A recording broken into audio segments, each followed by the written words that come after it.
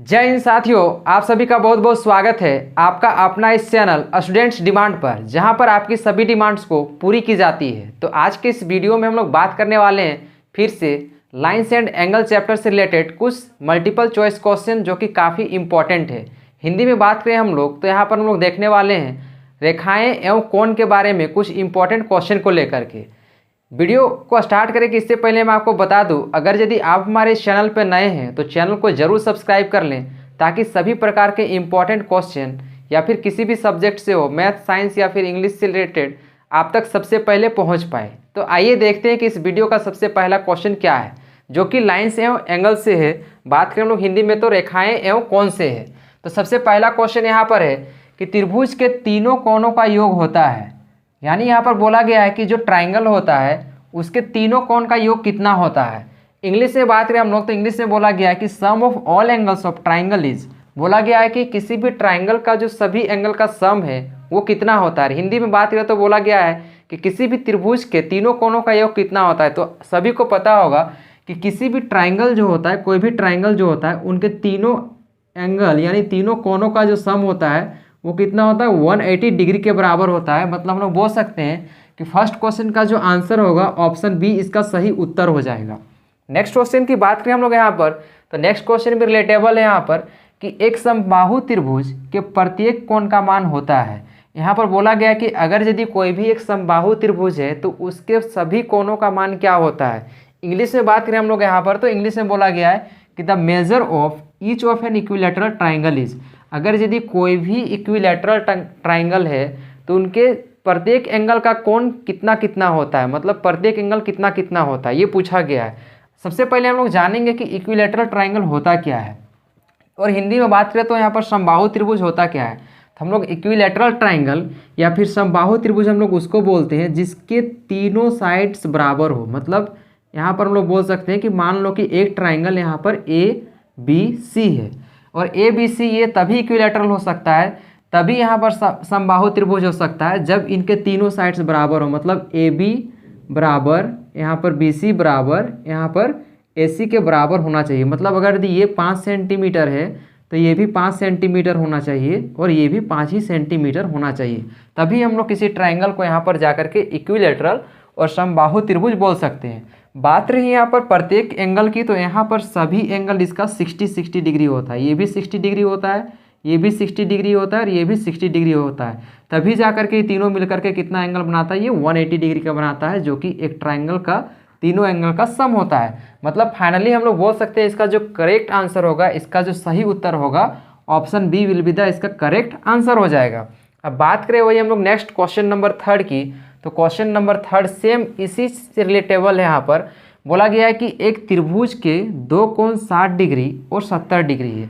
एक त्रिभुज है यहाँ पर मतलब एक ट्राइंगल दिया गया है और उसका दो कोण दिया गया है। मान लो कि एक ट्राइंगल यहाँ पर A है, एक ट्राइंगल B है और एक ट्राइंगल C है, और इसका दो एंगल दे रखा है, यानी दो कोण दे रखा है, एक 60 डिग्री है और एक 70 डिग्री है। मान लेते हैं कि एंगल A जो है वो हमारा 60 डिग्री है और एंगल B जो है वो मान लो कि 70 डिग्री है। ये दो चीज़ दे रखा है। आगे क्वेश्चन की बात करें हम लोग यहाँ पर, तो बोला जा रहा है कि त्रिभुज के तीसरे कोण का मान होगा, यानी त्रिभुज के तीसरे कोण का मान क्या होगा। मतलब बोला जा रहा है कि एंगल C यहाँ पर क्या होगा। इंग्लिश में बात करें हम लोग तो बोला जा रहा है कि the two angles of a triangle are 60 degree and 70 degree. यहाँ पर बोला जा रहा है कि एक ट्राइंगल है जिसके दो एंगल 60 डिग्री और 70 डिग्री गिवन है। नेक्स्ट आगे बात करें हम लोग यहाँ पर, तो बोला गया है कि then the third angle of triangle will be what, बोला गया है कि इसका तीसरा एंगल यहाँ पर क्या होगा। मिला जुला करके बात यहाँ पर ये समझ में आ रहा है कि एक ट्राइंगल है जिसमें दो एंगल गिवन है और पूछा जा रहा है कि तीसरा एंगल क्या होगा। तो हम लोग यहाँ पर लगाएंगे angle sum property of triangle. Angle sum property of triangle क्या होता है, तो हम लोग जानते हैं कि किसी भी ट्राइंगल का तीनों एंगल का सम जो होता है वो 180 डिग्री के बराबर होता है। मतलब हम लोग बोल सकते हैं कि angle A plus angle B plus angle C बराबर 180 डिग्री। मतलब हम लोग यहाँ पर फाइनली बोल सकते हैं कि angle A plus angle B plus angle C is equal to 180 degree के ये बराबर होगा। जहाँ पर हम लोगों को पता है कि एंगल A जो है वो कितना दिया हुआ है, 60 डिग्री दिया हुआ है, मतलब बोल सकते हैं कि 60 डिग्री हो जाएगा।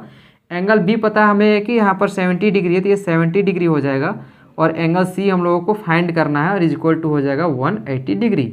अब यहाँ पर 60 + 70 करें तो यहाँ पर आ जाएगा 130 degree plus angle C is equal to 180 degree के ये बराबर होगा।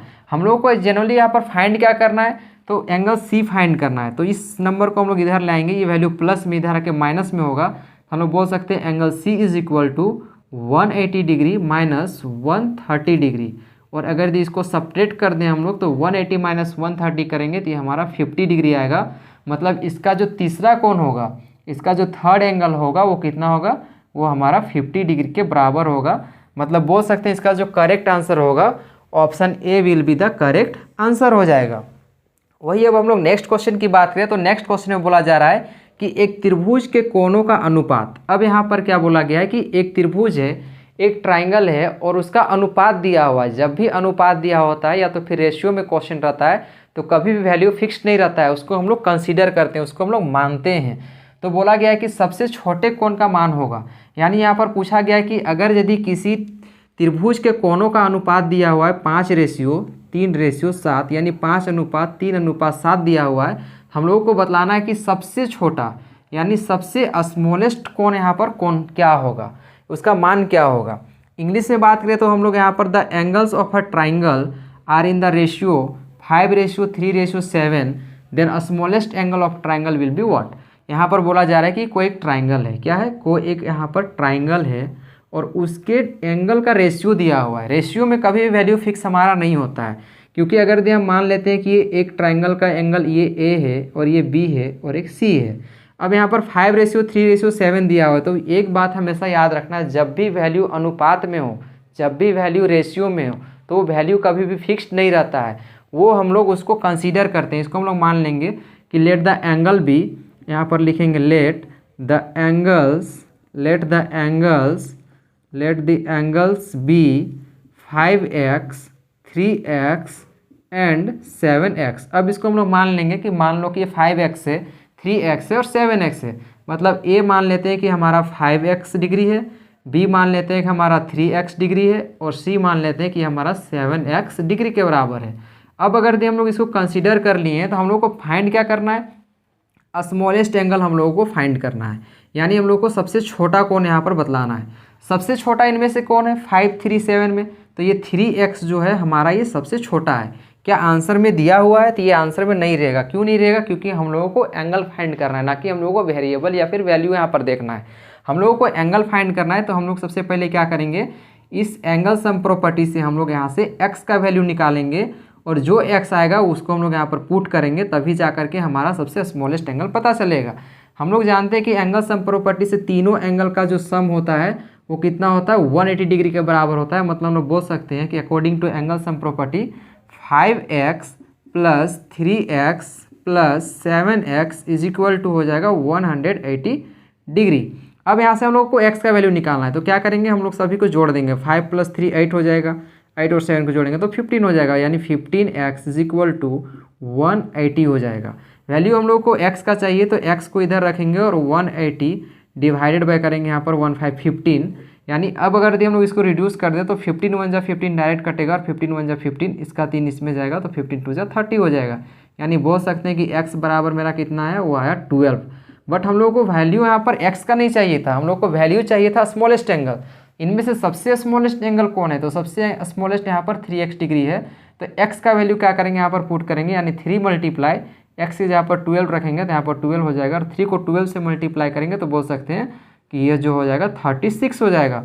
मतलब बोल सकते हैं इसका जो सबसे स्मॉलेस्ट एंगल होगा, सबसे छोटा कोण जो होगा वो क्या हो जाएगा, 36 हो जाएगा। मतलब इसका करेक्ट आंसर होगा option A will be the correct answer हो